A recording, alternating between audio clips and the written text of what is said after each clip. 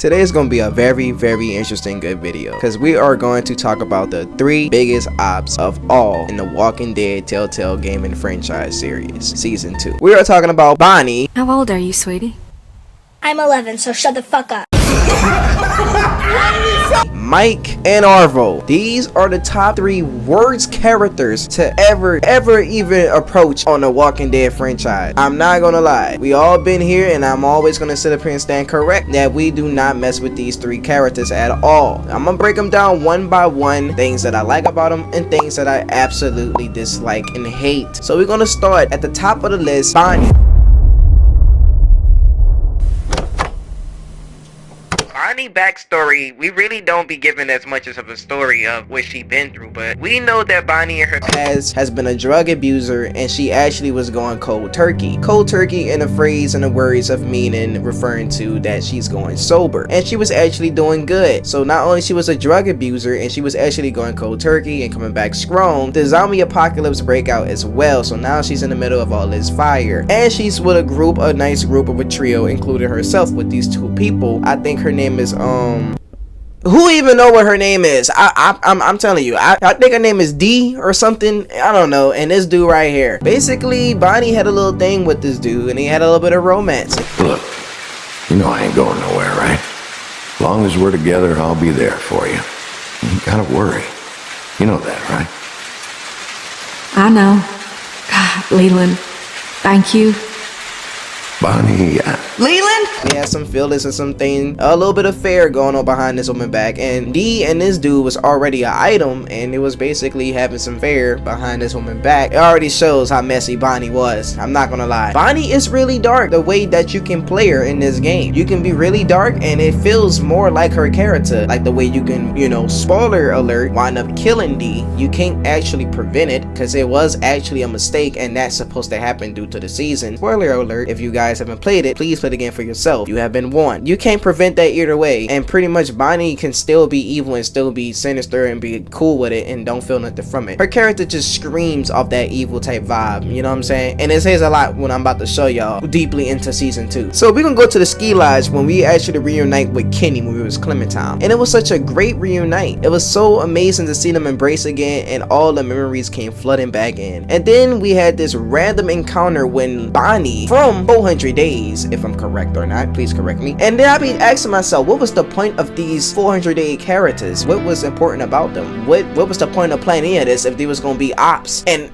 none of them didn't even speak no volume. They didn't even play a big role in the next season. They were trash. Everybody was trash. I'm gonna do a video separately on that. I might just add a bonus in there, honest. So not only that she was a bonus character for 400 days, she played no crazy part to be cool and awesome. She absolutely sucked. And not only that, bruh, Bonnie came through trying to be cool, talking about she was hungry, had a group of survivors, and Clementine, you know, she could be on a little hard time, and Kenny, they wasn't going for that, and pretty much she ratted them out and sold them out because Carver was tracking down his old group that left his camp years ago after the outbreak of the plan that they planned to escape Carver's camp. So he was on a plan to not only get them back, but Clementine and Kenny group got caught in a crossfire as well, and they wound up taking the consequences and dealing with those repercussions as well. So not only they got captured by that, Bonnie ratted them out and sold them out. She had no other choice, no other option. She could have walked out of the way and let it go, but hey, she was loyal to her camp Carver. Not only Bonnie would sit up here and see the signs and defend Carver and tell him how much good that he has done for the group and everything. The man is mentally out of his mind and a complete psychopath, beating people to death with radio, and not only pushing people off the cliff. He was just going all over the place. So not only that, Bonnie being delusional too, this is another part that plays another factor as well. I know that she probably was, you know, doing this because she was playing her role in her character and she was being loyal to her camp, but still sold and ratted out and faked to pretend somebody to get close to someone to find out if the group was there or not. Either way, if Carver old camp that he had back in the day was not there, they would have still took Kenny camp and his group and everything and took them as hostages and took them without even their consent and tell them work for us. You know what I'm saying? I don't get the complete bull crap of the beginning of 400 days when the old lady come through and be like, y'all have a choice. Carver is not giving people a choice to join your camp or leave. You don't got no consent in this. He's taking everybody. Pause. He's sending people to war. Hard labor goes to the kids and preteens, teenagers, and adults. It doesn't matter. You getting that work. Not only that, this nigga is taking babies.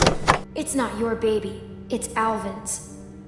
Well, even if that was true, It's mine now. What more do you want from me? We ain't gonna talk about that. Let's keep on continuing where we left off at. Now, my reason is for her being delusional and accepting the fact that Carver is actually a good person, but he's mentally insane, out of his mind, and a psychopath, to the point of beating people with radios and pushing people off the roofs, and his outbursts of his crazy lash outs of him being really hot-headed and angry and just don't know how to control himself and being abusive to a lot of people. I mean, to the point of him abusing Elvin. I think his name is Elvin, the big guy, and you can actually get him killed early doing this little hell hostage situation. If you tell Kenny to shoot or you don't tell him to put his gun down, he can actually wind up killing Elvin, because Carver gonna get fed up and he gonna pull up the Glock and he gonna just off them.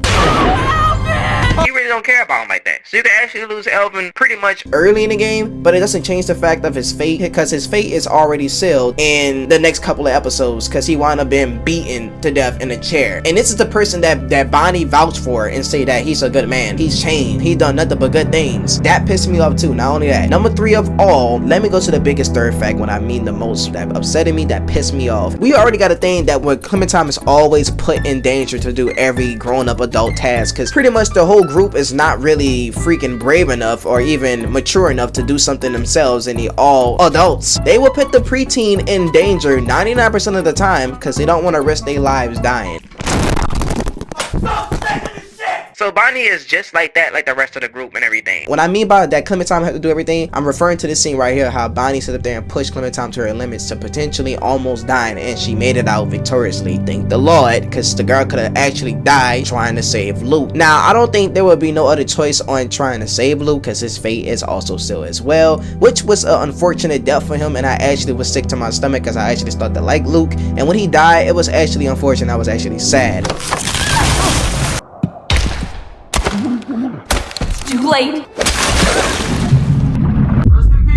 But Bonnie makes a big deal out of it and make you feel like you're crap and you're useless when you were just an 11-year-old girl and you really couldn't do much in this situation. I mean, Bonnie, we on thin ice. We can legit have a NHL hockey battle. We're not about to sit up here and beat this. You know what I'm saying? This is thin ice. Talking about Clementine is light. It doesn't change the fact that this man Luke is in a sinking big hole and the ice is already breaking thin. 2 bodies does not make it any easier. It's gonna get worse. If Kenny was there or Mike or anyone else in the group, they would have never had a chance to save him because his fate was still sealed. Due to the damage of the impact of the people, the weight on the ice would have still caused a drastic collapse, breakage, and fall through, and they would have never made a recovery from that. So either way, 2 people would have been dead or 1 person would have been dead. And shoot, despite the fact if you do try to go out there and try to save Luke, you would still collapse and go underwater, and it's much dangerous to have an 11-year-old doing that than anyone. It's still dangerous. I mean, I can't believe Clementine still found a way to manage to swim and navigate and have her eyes open at that age. Can you imagine some crap like that at that age, doing that underwater? And then she like fighting walkers underwater. The saddest, scariest part of all of this, Luke dying, was the most scariest thing ever. Can you imagine a walker on your ankle grabbing your foot and pulling you down to the deepest,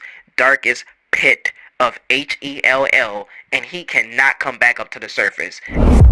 Don't you know how long does it take for somebody to drown and to pass away and die like that? Put up the facts on the screen. Yes, this is real, legit, proven facts of somebody actually drowning to death. It's gonna take time, and he was going down a black hole.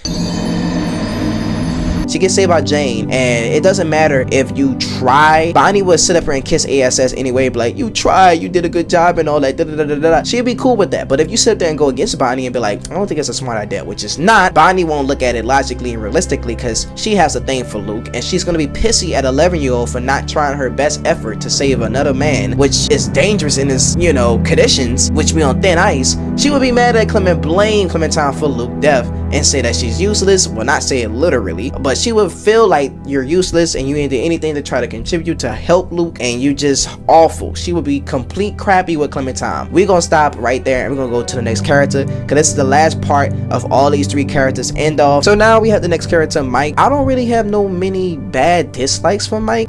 Mike was actually a person with self-awareness saying, first thing first, why are you trying to get a little girl in trouble? From this little moment right here. Because Kenny was trying to let Clementine do the task to go ahead and do the radios things, to go get the radios or something like that, or give a radio to Luke so Luke can tell us what's going on outside and navigate us and help us escape and all that. Yeah, it didn't wind up lasting that long. They caught Luke lagging and they beat the dog crap out of him. Pretty much he was trying to assign Clementine to this mission like they always do, and Mike was the person to have the self-awareness and be like, don't you think this not a safe idea to put 11-year-old in danger? These people are savages and madmen. And he was right. I like that from Mike. I mean, shoot, let Clementine sit back and flip her cap backwards and don't even show the logo. Let the girl have some peace. I mean, the girl is literally, she's legit 11-year-old, bro. She's 11 years old. Like, you see what Reggie doing? Reggie over here slapping Sarah and slapping Clementine. This man slapping little girls. Mike was really good to have that awareness and have that consideration and that thought process to be like, you know, let me take the time and think about Clementine's health, which that's a bonus and plus, and that's why I love Mike. Not fully to the fullest, because he pissed me off in the end. That's all I gotta say about Mike. I don't really hate Mike. I really don't. So should I call him a big op? Yeah, because you know what ops do? They betray their group and they run away and leave and snitch. I hate Arvo so much. Arvo is that character that just makes me just be like, bro, you been so victim and you cause all this drama, all this smoke. You can't be somebody that be like, it's for my sister, it's for my sister. I'm Arvo. I just came to go and get my things and leave. She very sick. If she don't take them, she gets sick. I'm sorry. That was a terrible impersonation of Arvo in that accent. Okay, I'm sorry if I trigger a lot of people. Okay, we met Arvo when we went to go search the deck with Jane, and they were trying to find a place to held hostage. Oh gosh, to take shelter at. So pretty much they was finding a place to take shelter so they could have the kid. They wound up encountering Arvo on the freaking deck, and at this point, anyway, they set him up. They had a perfect plan to get him so they could question him and be like, what is he on and who is this person? So that's what they did, and they want to get down to this discussion, this little battle and everything. You have the choice and the option to let Arvo go in with his medicine, his meds for his sick sister. Let me repeat that once again. I want you guys to be really paying attention when he's saying right here. Not only he said sick sister, sick sister. I know I'm screaming in my mic really loud, but I want y'all to hear that. Pay close attention to those words and remember them. Hold on to them. He said he needs this medicine for his sick sister. I don't really get the point why he had a bag full of all antibiotics and medicine and everything, and he's dumping it in the trash. What's the purpose and the point of doing that if you say you need it? You know what I'm saying? If you say you need the medicine for your sister, why are you dumping it in a trash bin? His character really didn't add up and made sense with me. It really didn't align with me. He just was just a confusing, weird character. Cause what's the point of you dumping the medication and antibiotics if your sister need them? You have a bag full of goodies and medicine. Why are you dumping them in a recycling bin, in a trash bin? I don't get it. So his story just already was bullcrap from the jump. It already didn't make no sense. I feel like they was already healthy and wealthy with a lot of antibiotics and medicine and food and everything. Cause what's the point of dumping it if you had it? You had a lot of it. Would you just storing that in your little storage spot or something like that? Cause it really don't make no sense. Maybe he was hiding the medicine from the rest of the group or something like that, cause they were digging his rations or take his medicine or something like that. I don't know. Y'all make your predictions down below. Maybe he was storing the medicine in that spot to, you know, hide it from the rest of the group because it was taken out of his bag or something like that. I don't know how his group really treated him or anything, but his story didn't really make no sense because why put it there? It wasn't making no sense. At this point, I'm in my head and while I'm playing the game, I'm like, bro, do you really need the medicine or not? Because you could have just legit dumped all the medicine in there and Clementine and Jane would let you walk away, went in the trash bin, took it out and had buku antibiotics and medicine, and Rebecca would have been good as an A+ grade off of 2K26 or any 2K. You do not take their own rations and steal from them. You still seal with the same outcome and the same fate to fight in his group later on in this episode. That was the fakest thing ever. And sit up there and set up Clementine's group, and he didn't even steal from you, and he lost his sister too as well. Nigga get mad at Clementine that he getting cooked by Kenny. He should be mean mugging Kenny. Nigga said, I'm gonna go for the weakest, youngest link. I'm gonna go for the 11-year-old Clementine. Cause you can't sit up here and get mad at an innocent 11-year-old girl that sit up there and gave your medicine back, and you still won't find a way to be pissy and upset and mad at her. But anyway, we're gonna fast forward on to this last scene when everybody is down to this part right here. And this is when these three characters ended off. They decide they have the most logical, most smartest plan. Abandon not only a 11-year-old girl and a little newborn baby. 11-year-old girl and a newborn baby and a grown woman and a grown man with nothing, to the point that they took all the food. This plan was so cold-hearted and cold-blooded to starve of starvation, to freeze to death and die, bro, without even no transportation. That's how cold-blooded the plan was. They was gonna leave them stranded, starving, and with no type of transportation or anything. That's the most coldest, sickest thing ever to do, and it didn't even thought. So that's why I thought to myself when I'm like, bro, these are the biggest 3 ops ever, bro. And this scene, y'all already know how this concludes and ends. It pissed me off 10 times more. I never ever did not want to see a bonus scene from The Walking Dead season 2. I was fiending for one, and I wanted one specifically for Arvo just to get my shots in, because he needed to get that work. Because why, Arvo? Chat, flame him. We like the Bronny James meme, bro. God, please flame him. Anyway, I love y'all. If y'all like this video, like and subscribe to the channel, and I catch y'all boys in the next one.